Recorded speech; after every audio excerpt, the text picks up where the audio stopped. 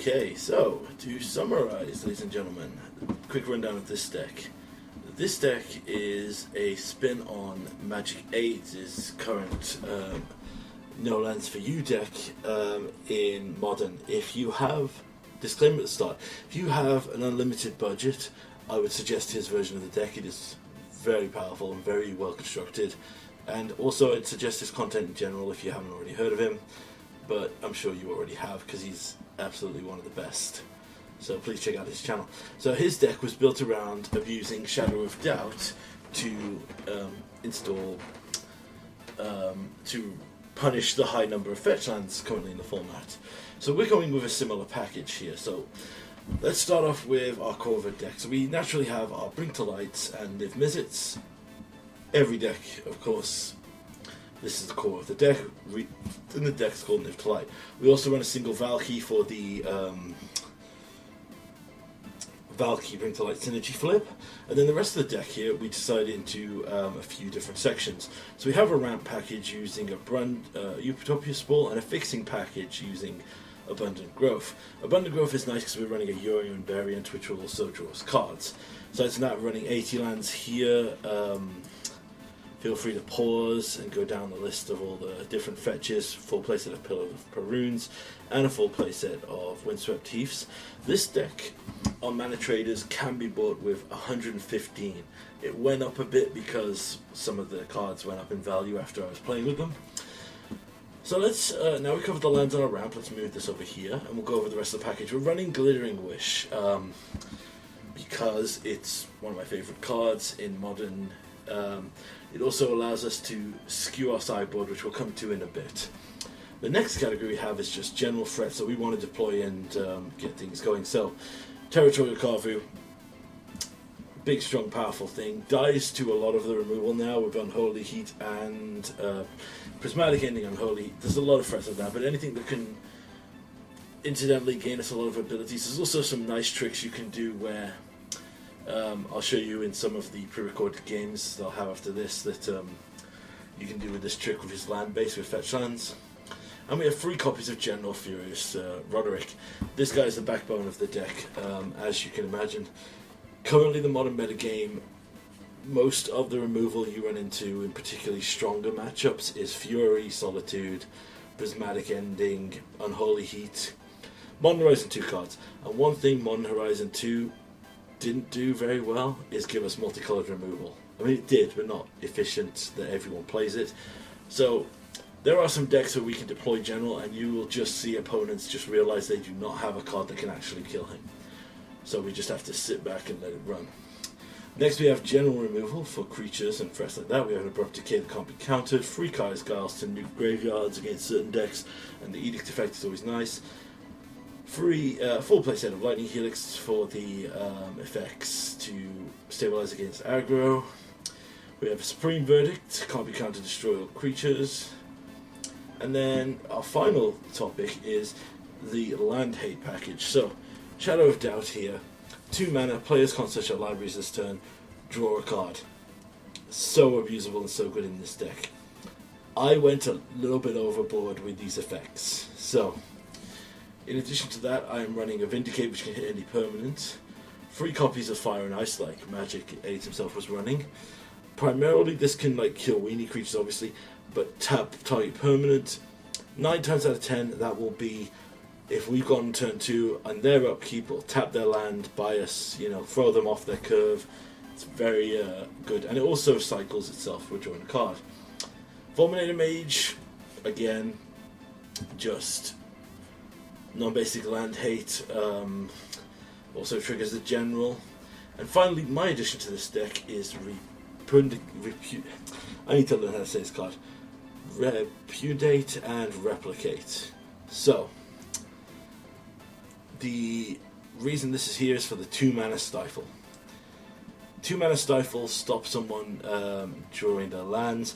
There is a match that I recorded in testing, which I might put in after this, where I used the effect of the Stifle to stop a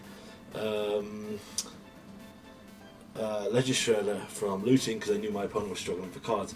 We also have Replicate, which is 3 mana, copy a target creature we control. I mean, that can be nice to hit like a Carvu. It could, you know, copy a general, give us another trigger on the general, but we'd lose one because obviously legend rule. Primarily, if we're stuck, this can be a free mana, get another copy of Niv if we need it.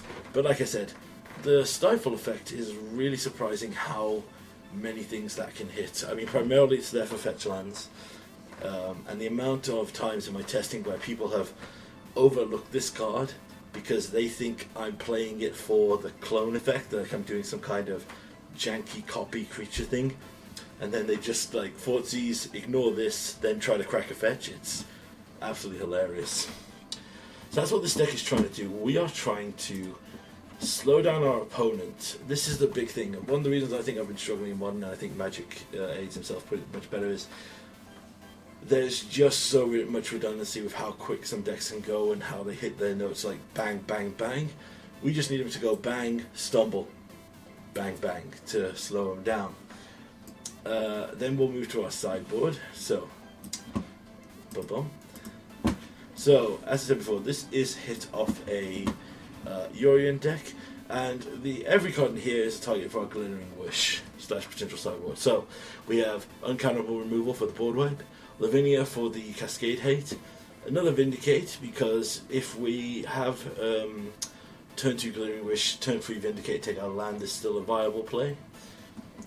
MTGO for combo decks, Dreadmore for Planeswalker Hate, Rakdos Charm for Graveyard Hate, Clothis for more incidental Graveyard Hate / life gain, an additional general here because basically it lets us run 3 generals in the main and 4 copies of Glittering Witch, which can become copies of the general if we need it to, and a full playset of Bloodbraid Elf. These are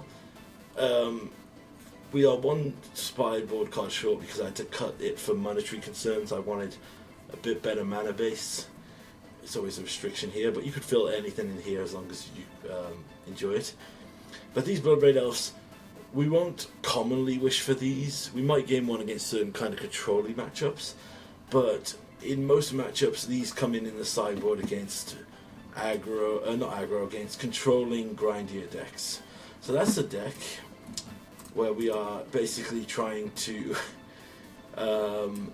basically Frost Titan our opponent's lands or strip mine them effectively with, yes, we have 10 cards to strip mine, 11 if you count Vindicate. So I'll show you some gameplay videos. I won't talk, well, we'll talk over them probably, so we'll cut back in a minute.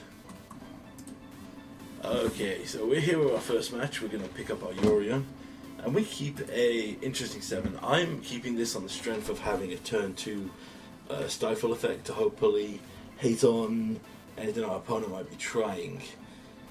Now, I have my upkeep stop here. As you can see, this is purely to deal with the for the Fire and Ice play because I keep forgetting my stops. So we fetch, grab our Triome here. It's also incidental that we get the Triomes out of our deck because they can be kind of dead draws, and plus they're great for powering up the Carvu. Here I choose not to deploy it on turn 1 because I'm trying to be a bit greedy. In hindsight, after I saw blue-red, I should have known they're probably Delver. So what I was going to do here is in the end step we'll pick up our other Triome. And they're holding up mana here, which I'm pretty sure is Counterspell. So it's more important to me that I resolve this General Furious Roderick, because I'm 90% sure the main deck board of this this deck does not have a way to kill the General, and we'd be forced to raise. So they play their triple Spirebluff of Canal, and we go to our next turn here. We draw another Carvu, which is great. So what we're going to do here is we're going to deploy the Carvu. It eats a second counterspell because our opponent drew like a beast. And we'll Glittering Wish and we'll grab a Bloodbraid Elf. This is to just ensure us that we can hit a threat, basically. We're going to have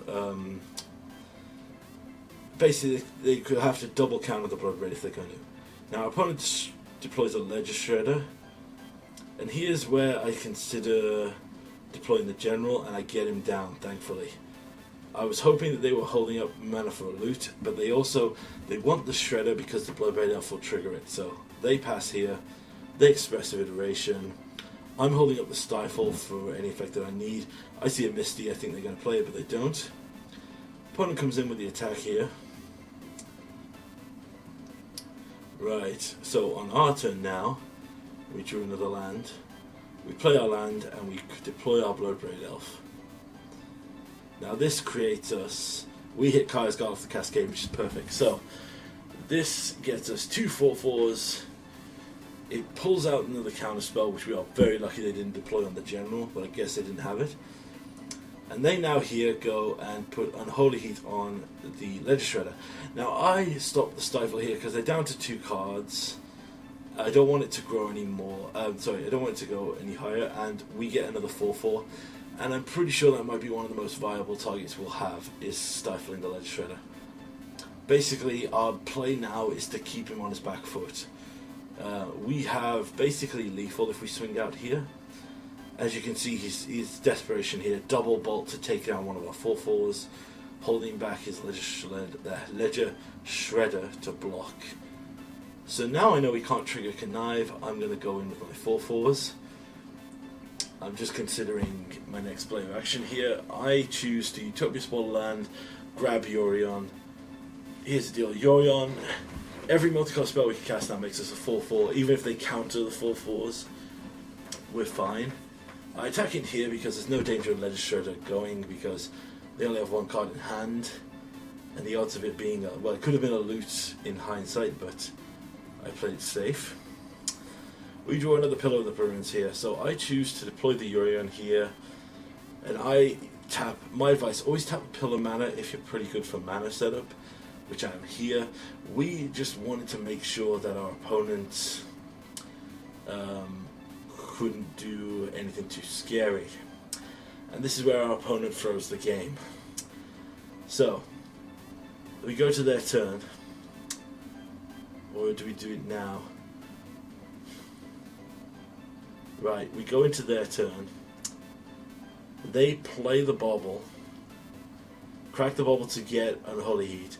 They Unholy Heat Yorion, but they need both their blockers here to stay alive, and they realize that the Dragon Rage must attack, and there was no way for them to ultimately stay alive. Ultimately as well, we could have swung in with the Chandler there, so it's good. Move on to game 2. Spoiler, we took this one down too, although I think this might have been more of a rage concession than a regular one. So open, and we keep, we don't keep, we go down to 6. We have a verdict here, and our opponent goes immediately into turn 1, Dragon Rage Chandler. I am very tempted here to deploy the Triome, but instead get a basic forest, drop the Abundant Growth just to fix and give us card draw. The reason I choose the basic forest is a lot of the hate people run in sideboards for lands-based decks don't hit non-basic lands. Normally. They might do here, but... Opponent's turn. Drop a land, drop another Dragon Rage Chandler, drop a Bauble, Surveilling 2. So they choose to keep that on top. We get hit for 1. So we're in an interesting problem now. Right, so we play our land here, they draw an extra card. They are pretty close to getting Delirium, and it might sound crazy, but here's what could happen. If they cantrip in their end step, which they do here, they have 2 Surveils, and they've put 2 more lands into the graveyard. They have an instant. Now we have a problem. If we Lightning Helix any one of these creatures, we give them Delirium. So they go here for their fetch land. We use Shadow of Doubt to stop them searching. They then choose to deploy the Ledger Shredder, which is great for us. We go down.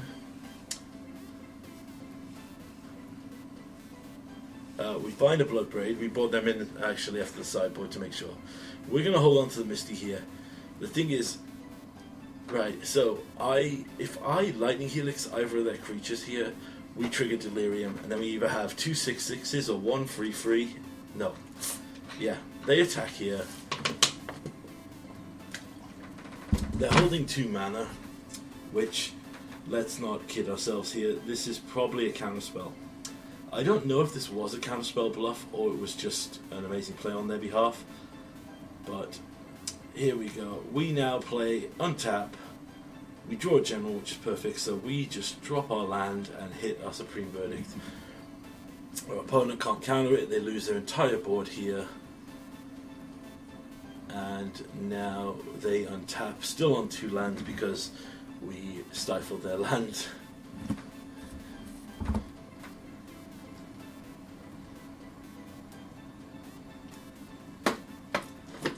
Expressive iteration. They find a fiery illet, so they get to 3 lands here. Draw an additional card.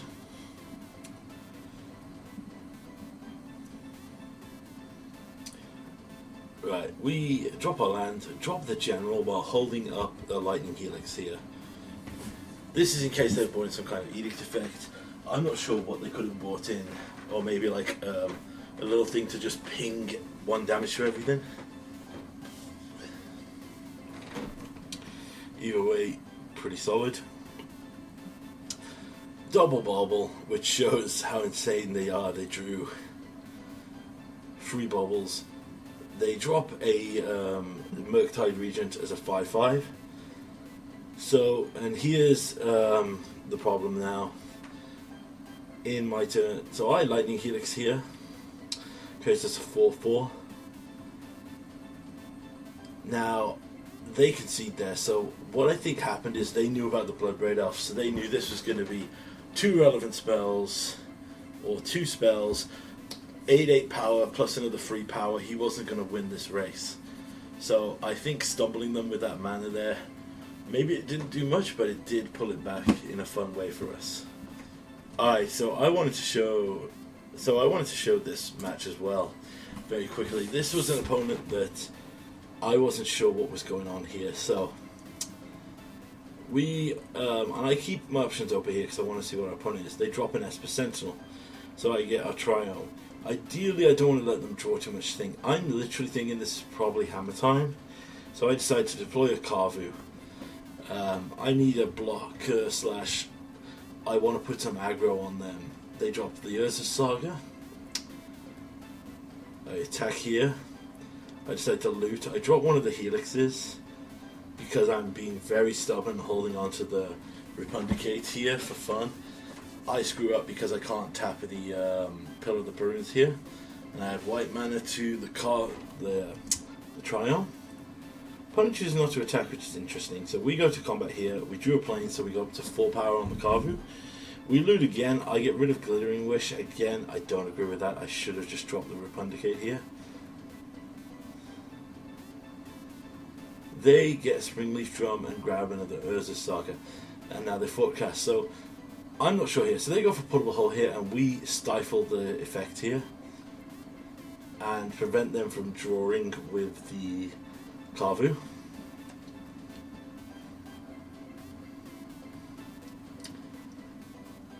Yes, our opponent took a while reading this.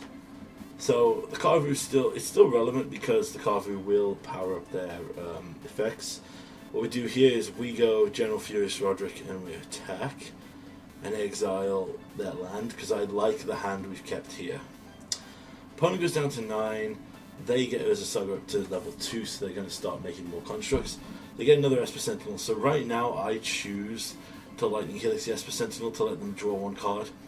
I was going to do this on end step, but I feel this was better because obviously I can't pay any tax at the moment, so another tax would be heartbreaking, and they make the constructs bigger. So here's where things get interesting. I use the Fulminator Mage here to get another attack. So go to combat. They block.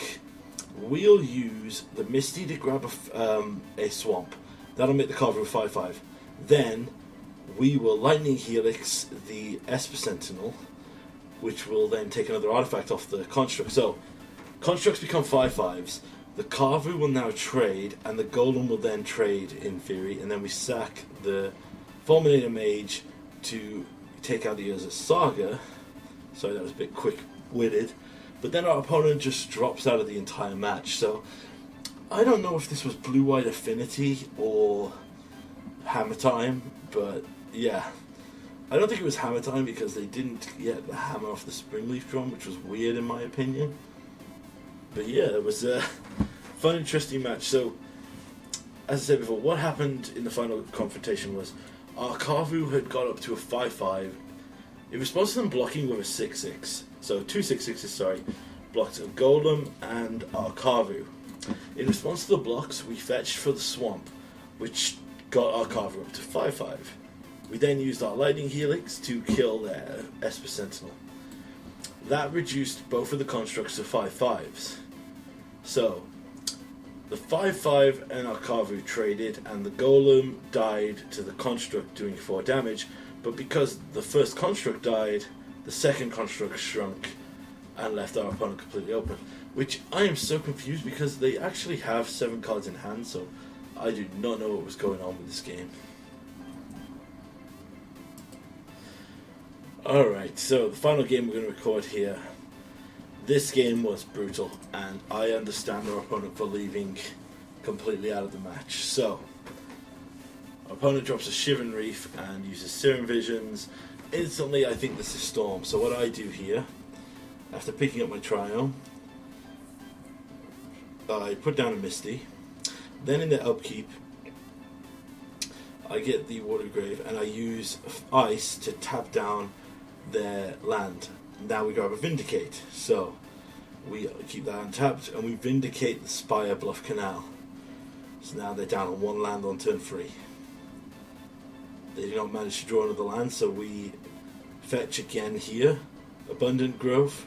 Then in their upkeep, I tap down their 1-of land again.